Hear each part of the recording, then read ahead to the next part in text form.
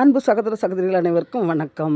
இப்பொழுது எங்கள் வீட்டு தோட்டத்தில் உள்ள செம்பருத்தி பூ இந்த பூத்துருக்குங்களா, இதில் இந்த பூவை நம்ம தேநீராகவும் குடிக்கலாம்.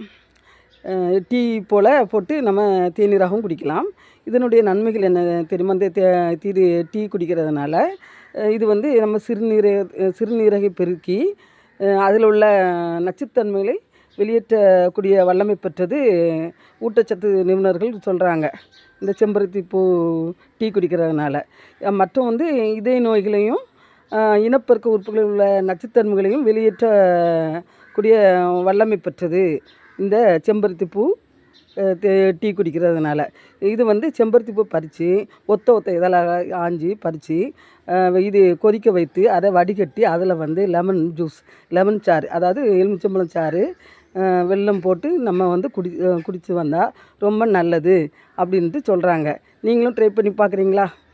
அன்பு சகோதர சகோதரிகளே வணக்கம். லைக் பண்ணுங்கள், ஷேர் பண்ணுங்கள், கமெண்ட் பண்ணுங்கள், சப்ஸ்கிரைப் பண்ணுங்கள். வணக்கம்.